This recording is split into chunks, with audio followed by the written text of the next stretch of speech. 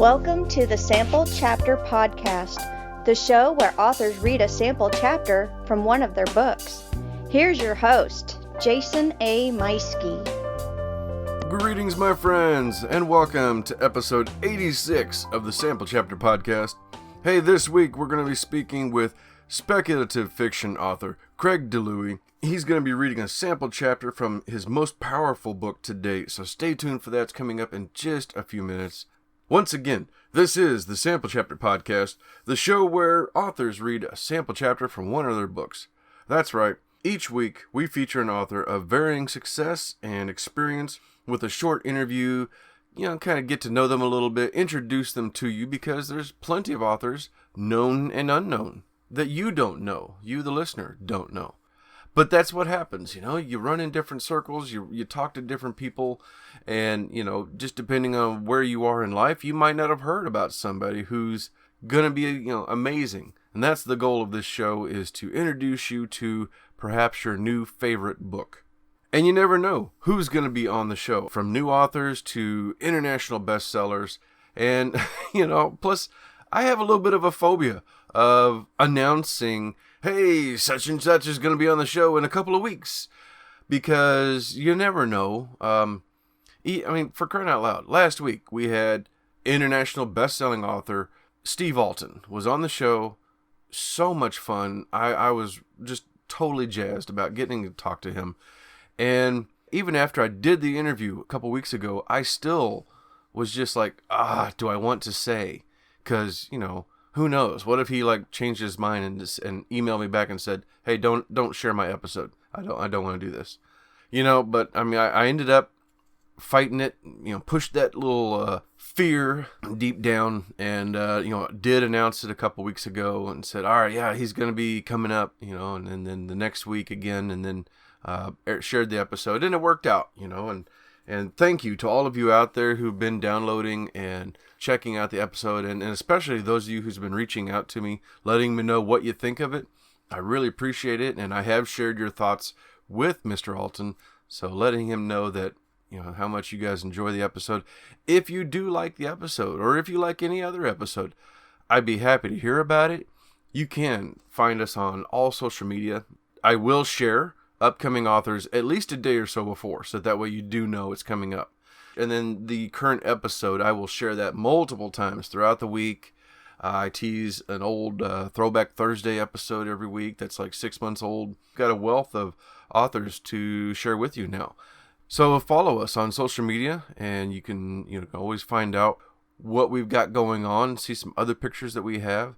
Don't forget to hit that subscribe button on whatever your podcast player of choice is. I guess iTunes is still the most popular one out there. I know Google is a huge one for this show. We've got, half to 2/3 of our downloads come through Google. But yeah, we are on all podcast platforms. You can subscribe to us from there. We're also on YouTube, and that subscribe list is growing. The views are growing every day. That's been a lot of fun to watch that go.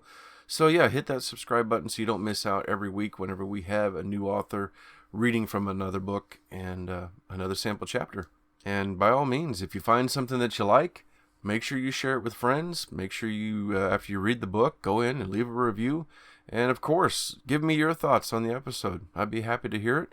And I'll give you a shout out on the next episode, just like Jimmy, who he was the one letting me know how much he enjoyed Steve Alton's episode. Like myself, he's also a big fan of Mr. Alton, so we're both really excited about the upcoming, the new Locke. So hopefully, Jimmy, you've got your book pre-ordered. I know I do. If you don't really a social media kind of person, that's fine. You can still reach out to me through email at samplechapterpodcast@gmail.com. Let me know who you are, what your thoughts are, or maybe you've written a book, or you have a recommendation for somebody that you would like to have on the show. Then reach out to me that way, and I will get back to you as soon as possible. I know there are a few of you who emailed me back in August, and I'm still struggling to get caught up on some of that. Long story short, had a car accident early August, and it really messed up my whole month going forward, and it was kind of all I could do just to keep up with the interviews I already had.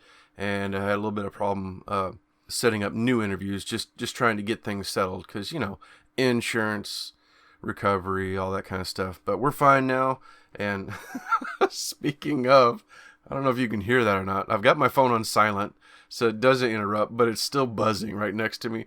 And it's my wife. She's just tickled pink because she got her new car. And it's got all the bells and whistles. It's got the Apple CarPlay stuff in there, and she's having too much fun is what it comes down to. And she keeps texting me, and I'm trying to tell her like, hey, I'm doing the show right now. Leave me alone. But God love her. She's another text message. Anyway, all right. So, but that's what we got there. I don't even know where I was going with that. So let's get into the news. No real news to speak of this week. Just getting things prepared for episode 100. I've got a few things lined up for it so far. A couple of giveaway items have been secured for that. I'm still just working out some of the details on how I will go about, setting that up and how I'm going to choose. So make sure you are following along and subscribing and listening for the details as that gets closer. And rest assured, by the time that episode comes around in December, I will have been blasting everywhere on how to sign up, how to do this contest and the giveaways. So make sure you are listening. Something really cool for me is while my wife got a new car, I had a gift card that I won for Amazon. So I used that to get myself a Logitech multi-device K480. Essentially, it's a Bluetooth wireless keyboard. And it's got a little slot at the top of it so you can put your device in there, your phone, tablet, whatever. You can connect up to 3 different devices to it. And so far, I adore this thing. Oh my gosh. I do have to take my phone out of its case so that it fits in there because I'm one of those, OtterBox kind of guys. I have a very physical job and I'm always worried I'm going to drop my phone. So, but when I'm home, I will set my phone in that dock first thing in the morning. I'm sitting down with my coffee. It's quiet, in the house. I've got that time. That's when I do my best writing, I think. And rather than waiting on my laptop, which seems to constantly need updates and putting me on hold while it doesn't update or it's taking forever to load, whatever, I have decided to go with an alternative, and I'm trying this out. Heard about it from the Wordslinger podcast. Kevin Tumlinson, he got one several months ago, was trying it out. And after hearing him talk about it, I thought, that sounds pretty cool. I'm going to check this out. And yeah, I love this thing because it, I can put it in my lap, but honestly, I will set it on the countertop in the kitchen while the coffee's brewing. I pull up Scrivener and just start firing away. And holy cow, it's been fantastic. I'm just punching out the words. And as I said, it's quick. Yeah, I can just get going on it much faster, saving myself. Maybe I'm just saving myself minutes, but I know there are mornings where my laptop is just like, nope, we're going to reboot now. You can get a lot of writing done in 10 minutes. I know people who have 10-minute word sprints, and they're cranking out, 500 words. So, yeah, this is vital time that I'm saving, and I'm looking forward to using this because it's much lighter than my laptop and smaller. So I'm going to take some pictures. I'll post it up on social media, on our Facebook and Twitter page. So if you're following along, you'll see that. And who knows, maybe I'll have to order a second one and put that in our episode 100 giveaway. Oh, real quick, I want to make sure and mention a big thank you for our sponsors, U-Tor-All, longtime sponsor. If you are in the market for self-storage and you live in the Warrensburg area, or perhaps you're coming here for the Whiteman Air Force Base, then make sure you check them out online. U-Tor-All.net, that is the letter U, STORALL.net. 2 different facilities, both of them fully fenced, private gate code access, more than 60 cameras recording 24 hours a day between the 2 facilities, solar powered, it's clean, it's everything you want in storage. And they also offer climate control, which is heated, cooled, and has dehumidification, so it's true climate control. Going to keep your things safe from the elements and extreme temperature swings and that nasty humidity. So check them out online, U-Tor-All.net. Of course, Scrivener, I mentioned it when I was talking about my keyboard. I'm a huge fan of Scrivener, and I absolutely adore this writing software. It keeps everything organized, and all my research is right there within reach. All my chapters are broken down on the left-hand pane for me, so I can refer back to, like, what chapter was that? Did I mention this in? Oh, there we go. It's in that chapter. or perhaps there's a chapter that no longer works. You can remove it, you can save it. It's there for you to pull it back up later on in case you decide that you do want that chapter back in there, or you can just move the chapter around. So stay tuned for our Scrivener ad coming up here in just a moment. And of course, I want to say thank you for our friends at popgoestheculture.com. They have a whole host of other podcasts and blogs, lots of fun stuff over there, all kinds of pop culture news and shows, more than I can even list. Lots of things going on. And I'm just appreciative that they share my episodes every week. So get on over there, click the link in the show notes for popgoestheculture.com and check it out. Anyway, I've been talking long enough. As I said at the top of the show, our guest this week is speculative fiction author Craig DiLouie. We had a fantastic talk about his love for dime novels, relatable characters, making a twist with the familiar, and his blog. His blog is really, really cool. You need to get on over to his website. I'm going to have a link in the show notes for his website, so you can get over there. Just click that and get on over to his website. It's really cool. His blog is really neat because he does a lot of reviews of movies, books, other things. I spent a little time going through some of his reviews on, like, Us was the movie I went and saw, and I think I agree with his review of that. It was fair, and it was an okay movie. For me, I kind of wanted more. The ending of it was kind of a letdown for me, but that's whatever. But it was neat though, because of his blog. I found some other ones I want to check out, like Bleach, and Dave Made a Maze, and of course in his book reviews, I found another Elmore Leonard book that somehow has missed my attention, so I'm gonna have to grab that one here sometime. Anyway. Lots of exciting stuff. It's a great interview, and he's reading from his latest dystopian thriller, Our War. It's being hailed as his most powerful book to date because it is talking about, a second civil war here in America. And, that's not a stretch of the imagination to think that something like that could happen today. So, very thrilling book. I've got it in my to-be-read file. I think you need to do the same. So stay tuned for that interview with Craig DiLouie. Right after a word from our sponsor.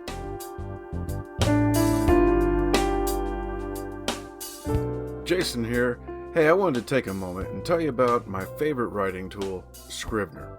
Now, I know you've heard about Scrivener because their writing software has been embraced by hundreds of thousands of other writers like you and I, from the novice to best-selling novelists. The reason we all use it is because of Scrivener's core concept to bring all the writing tools you use together in a single application. And with tools like automatic backup, character maps, project goals, and let's not forget that amazing corkboard, you can see why I use Scrivener every day.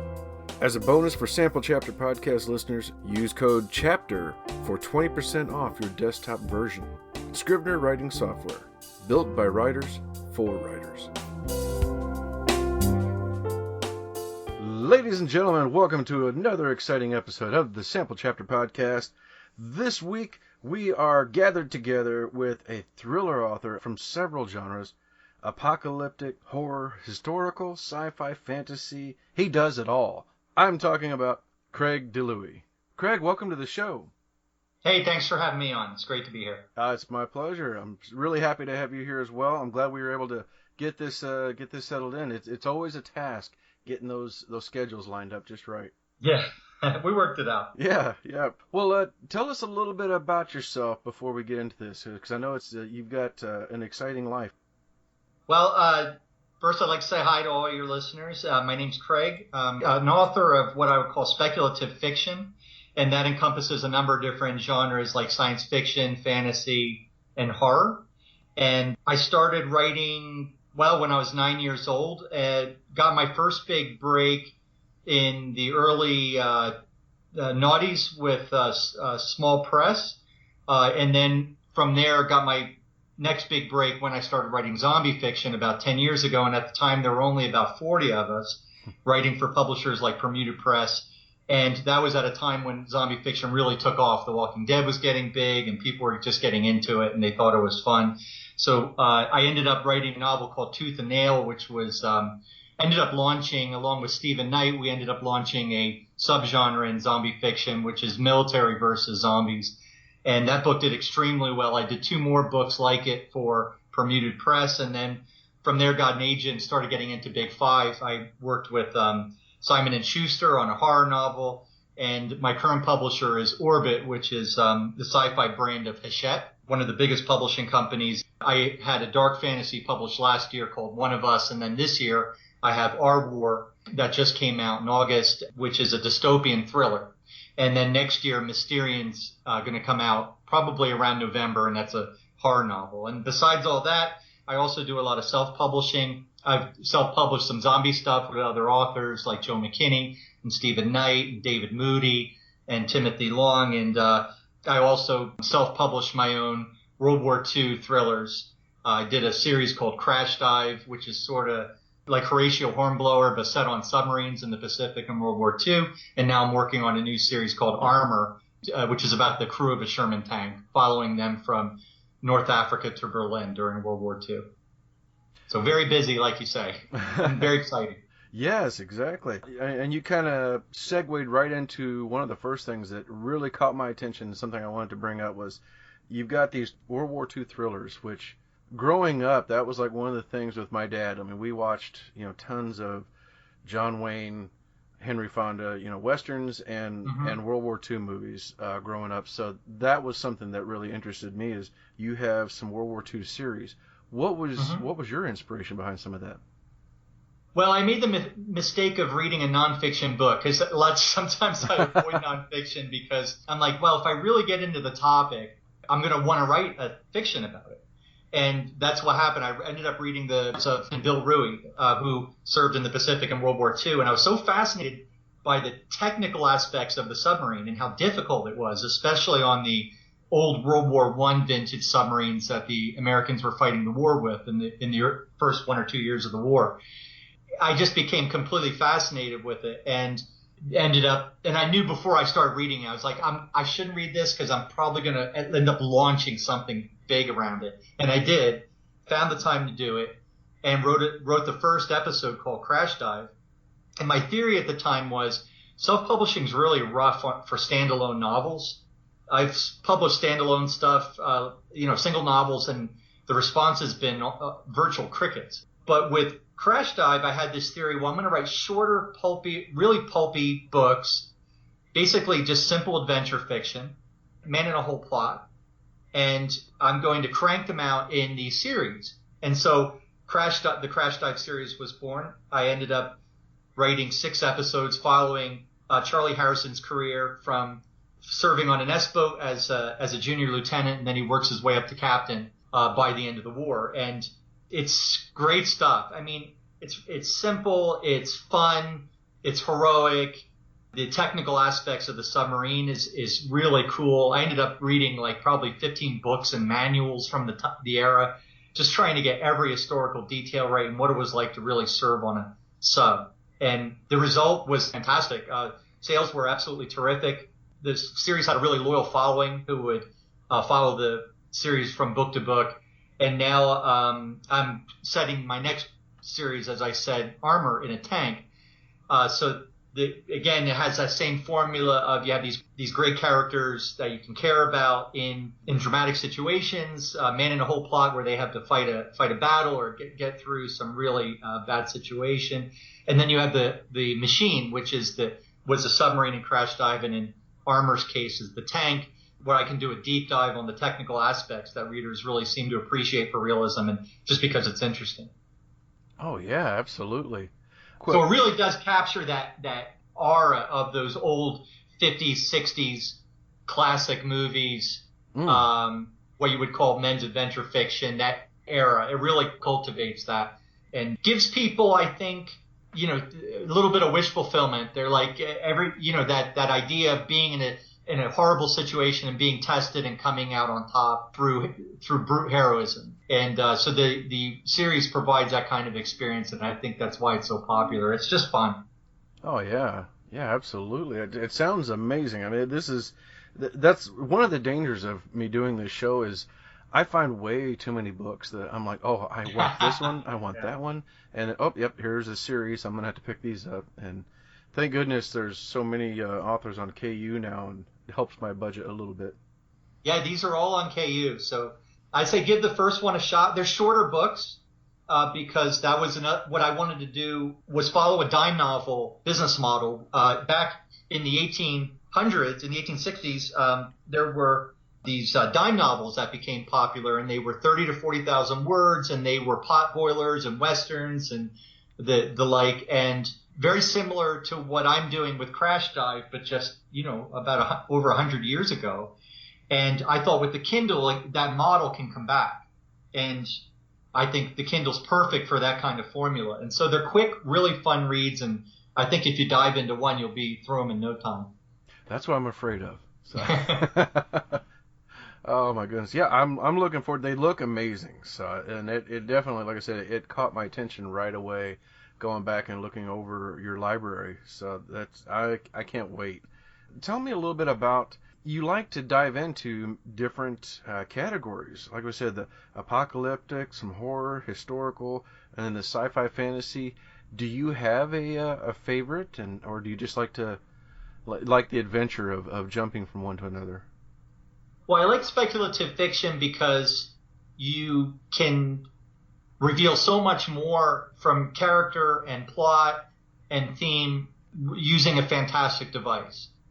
So in the case of Suffer the Children, which is a horror novel I wrote for Simon & Schuster and is a twist on the vampire novel, a parasite infects the world's children, they die and they come back with a thirst for blood, and the mothers figure out that if they give them human blood, they come back to life from dead, exactly as they were when they were children, but only for a short time. It's like their batteries run out, and then they have to be fed again, or they return to a corpse-like state.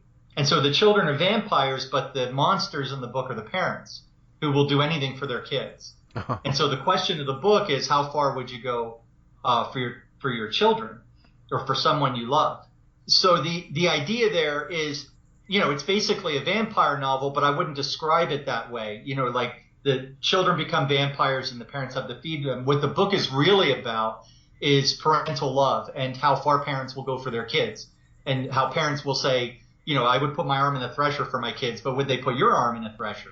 Would they put his arm in a thresher? How many arms would they put in a thresher for their kids?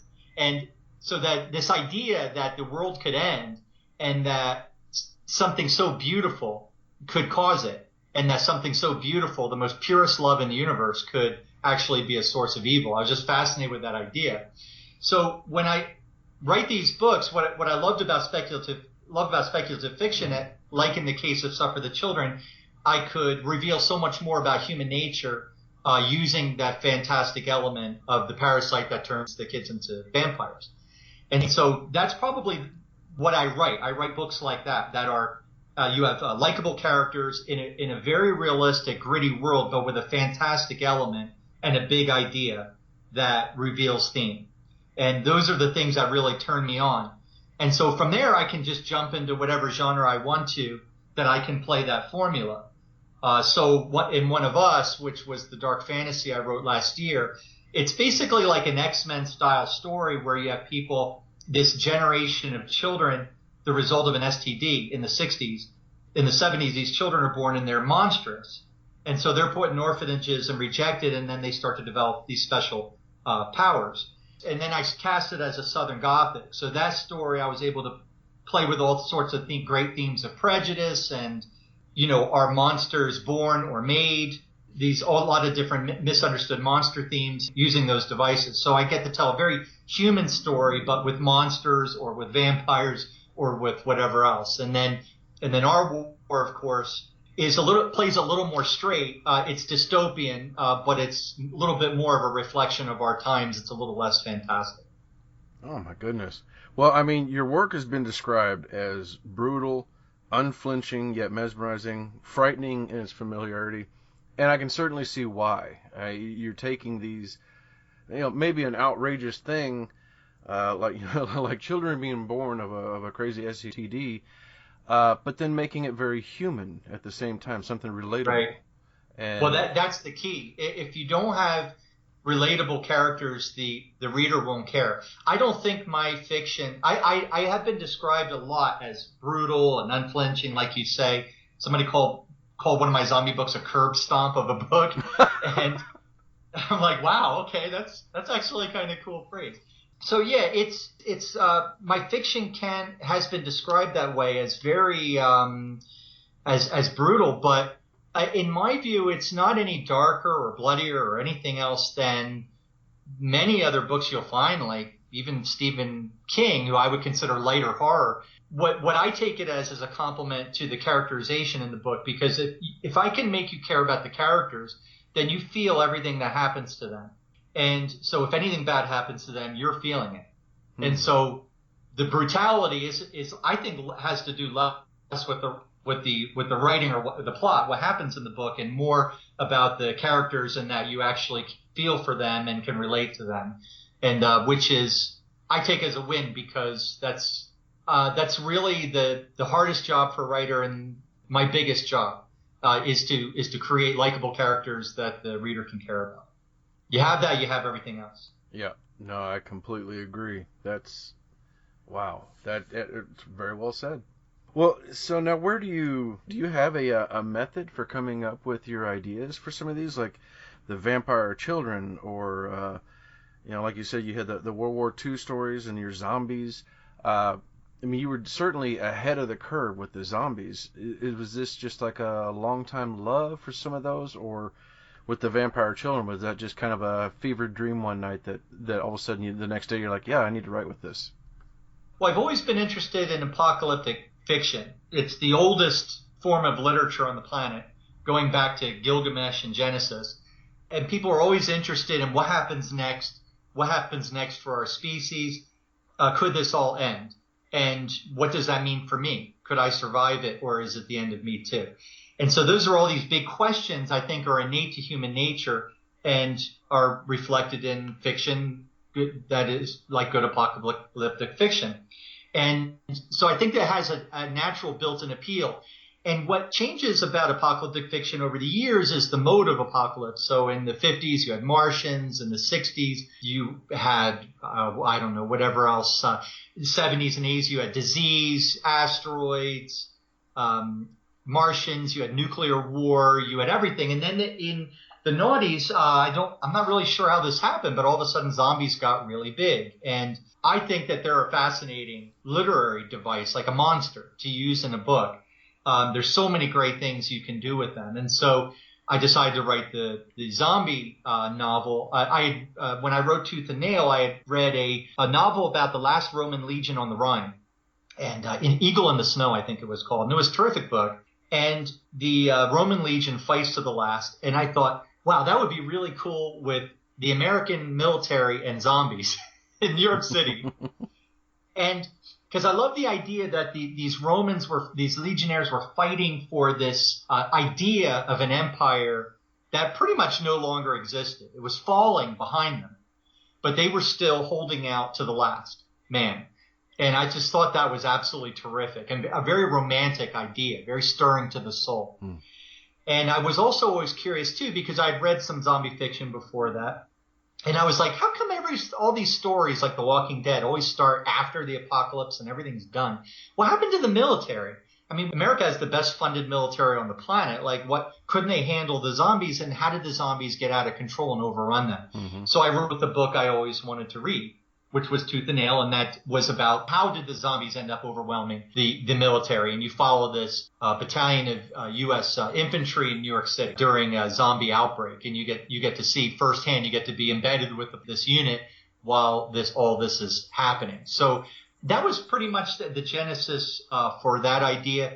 When I did Suffer the Children, I knew I was done with small press, and I said, well, I want to do something with Big Five. I had an agent. I had really good sales record behind me. I wanted to do something bigger. And so I knew I could take the next step. So I said, well, I'm going to write a somewhat apocalyptic novel, but really horror. And well, what scares the hell out of me? And I thought, well, if anything bad ever happened to my kids.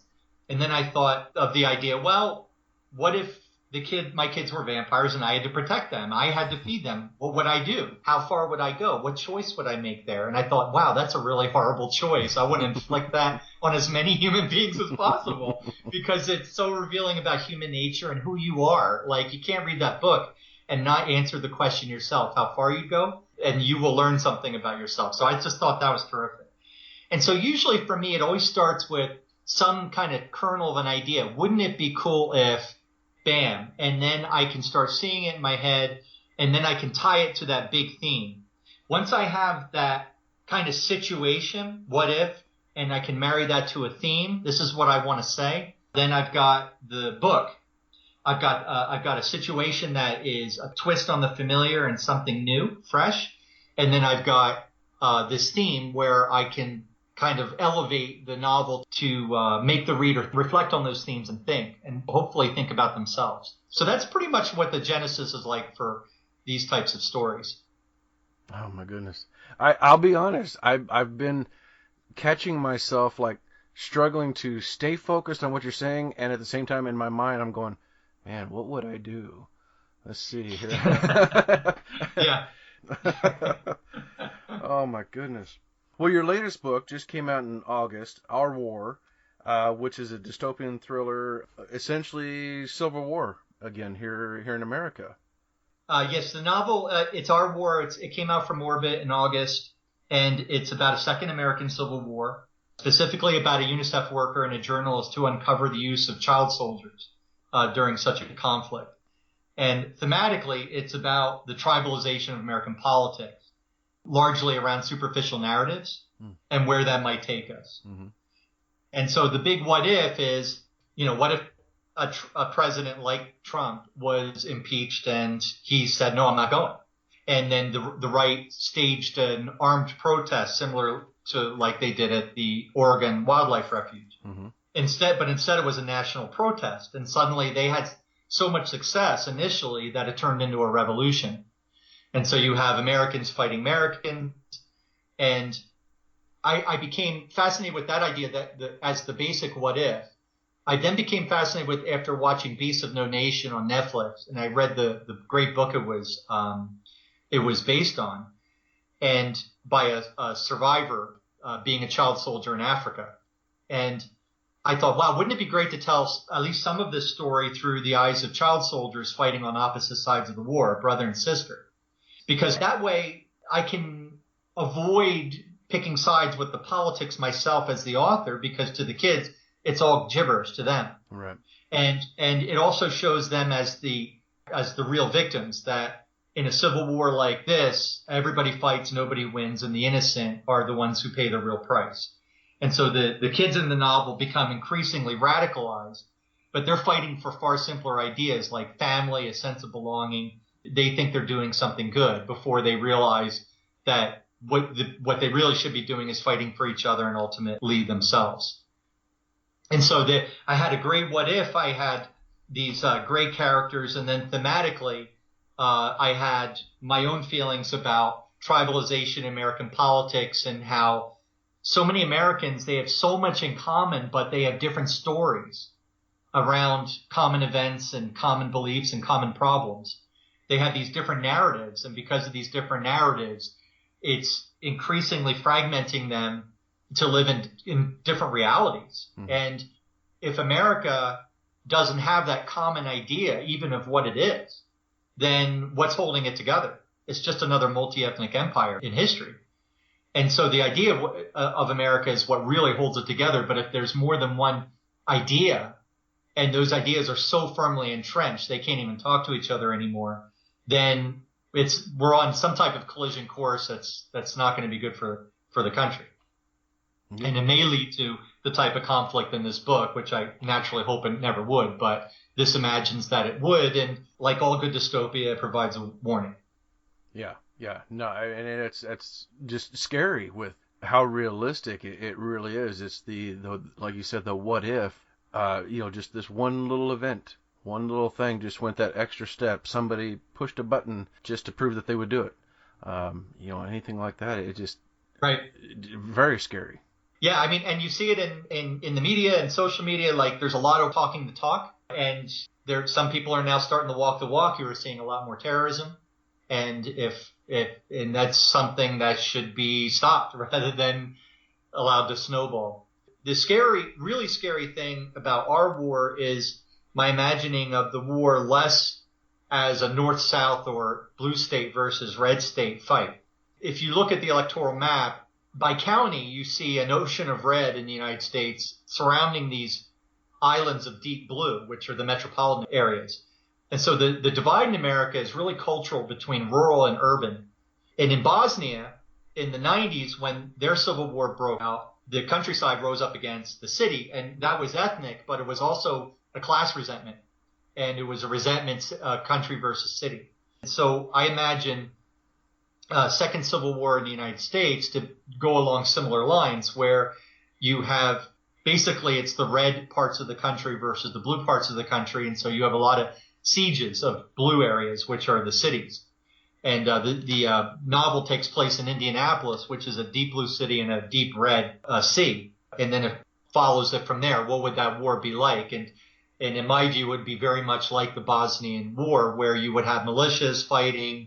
A lot of civilians would be involved. There'd be, well, the first casualty would be American exceptionalism. We like to look at other countries and see what's happening over there and say, child soldiers, how could they be such animals? And look at those atrocities and look at what's going on. And that's war in Syria. Oh, my God. Well, if we ever had a civil war here, it would probably degenerate to that level over time as well if we had a similar type of civil war occurring here. Yeah. Yeah. Oh my gosh. Well, I mean, and maybe it's the optimistic in me. I'm hoping that over the next years we have another election coming up next year.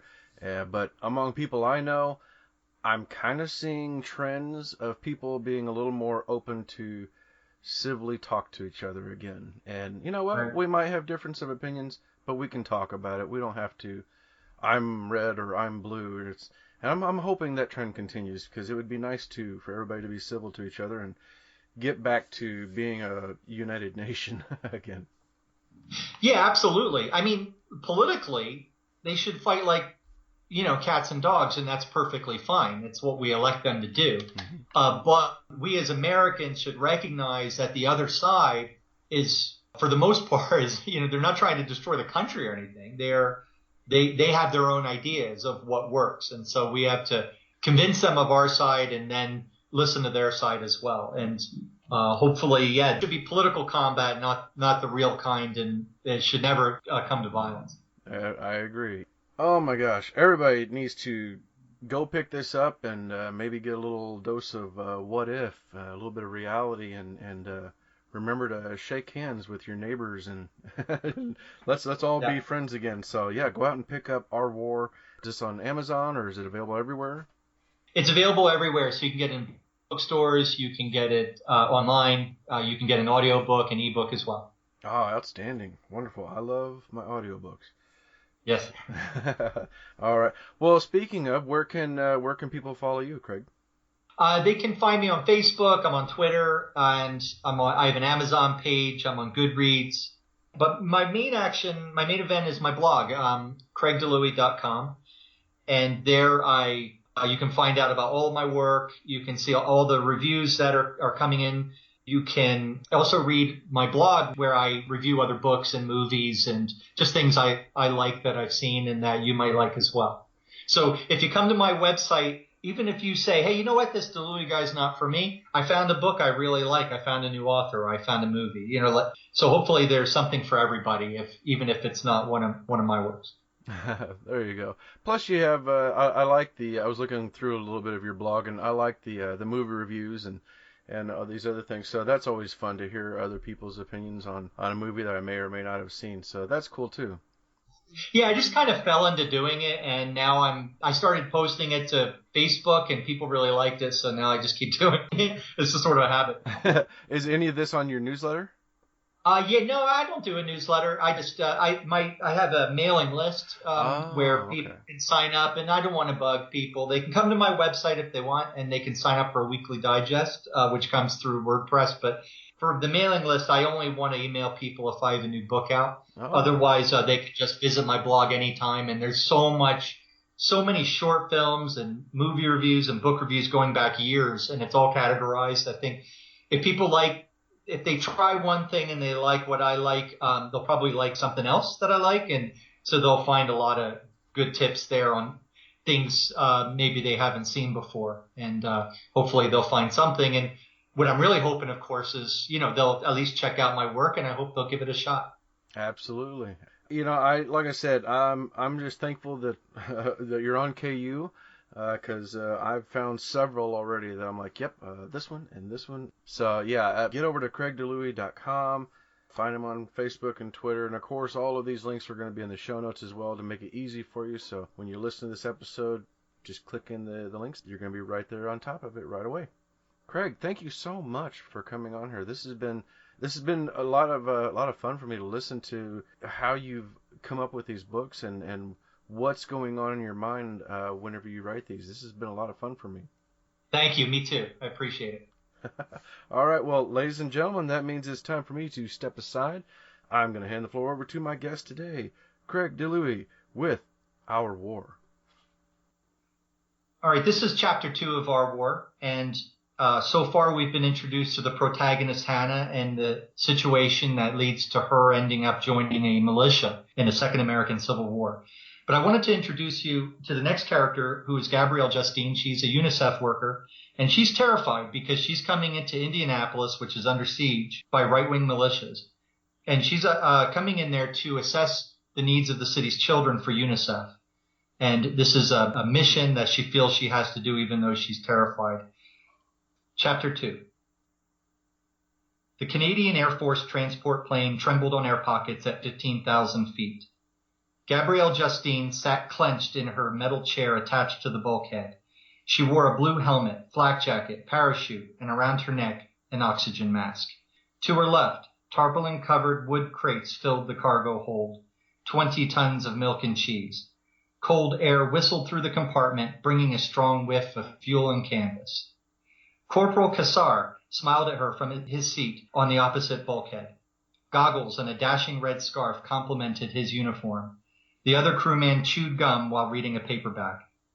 "You're UN, right?" the corporal shouted over the propeller hum. "UNICEF." She didn't trust herself to speak. She nodded. "But you're from Quebec," he added. "Your accent." Gabrielle spoke French as her first language. "Yes." "Here to help the children. Very noble. First time in the jungle?" Booms sounded far below. They were getting close now. Gabrielle turned to look out the nearest window. From way up here, Indianapolis appeared peaceful through a smoky haze. Indy, the locals called it, the crossroads of America. Then she spotted the scarred ground marking the contact line, battlefields and trenches among houses and strip malls. The city and its population of some 900,000 had been under siege for nearly a year. No sane person would come here by choice. The gum-chewing crewman called out without looking up from his paperback, "What's the difference between a smart and a stupid American?" Cassar rolled his eyes at the old joke. "The smart one is watching the war on TV in Canada." Gabrielle flinched as light flashed on the ground. The crewman set down his novel and threw her a sharp look. The same joke now goes for Canadians, it looks like. 2 years ago, the Democrats retook Congress and impeached President Philip Marsh. After the Senate convicted him, he refused to leave office, and in the end, it was the bulk of Congress that fled Washington, D.C. The military wavered as massive protests swept the country. Armed groups seized government buildings and TV stations, triggering a civil war. When UNICEF put out a call for field operatives to go to America, Gabrielle quit her safe job buried in a humanitarian relief organization and took a contract. In Indianapolis, she'd evaluate the needs of the city's children. It promised to be hard work and dangerous, but worthwhile. Her friends worried she'd lost her mind. Her parents had begged her not to go. Dad told her she was smart and young and had a long life filled with choices ahead of her. She was already helping the children at her current job. Why risk life and limb? She could do more good in the field. She wanted to take part in history. Gabrielle gave him every answer except the truth, which was long ago. If a single man hadn't taken a risk on her behalf, she'd be dead. She was tired of helping from a safe distance. It was time for her to pay it forward, take her own risks, and try to make a difference. Now that she was here, she wondered if she'd made the right decision. Gabrielle sighted the sprawling airport, so close. Then the plane tilted and cut off her view. "Why haven't we started descending?" Cassar grinned. "Because we don't want to get shot down." He leveled out his hand and angled it toward the deck. The plane had to maintain altitude to avoid ground fire, and then plunged for a rapid landing. She grabbed onto the canvas webbing and prayed, "Du nous protéger." The C-130 Hercules dropped out of the sky. "Here we go," the corporal said. Alarm shrilled in the cockpit, automatic systems warning the plane wasn't being flown properly. The plane screamed in its descent. Corporal Cassar reached into the folds of his scarf, found a talisman, and kissed it for luck. "Hey, UN," he said. Gabrielle stared at him, unable to speak. The airframe was shaking. "Hey, what? Are you seeing anybody? Are you kidding me?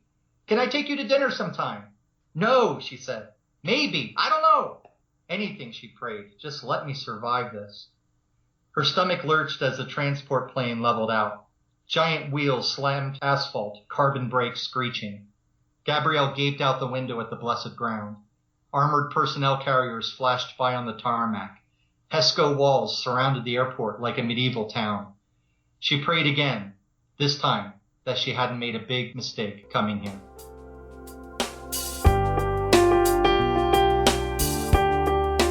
And that was Craig DiLouie reading a sample chapter from his latest book, Our War, a dystopian thriller about civil war breaking out in America once again.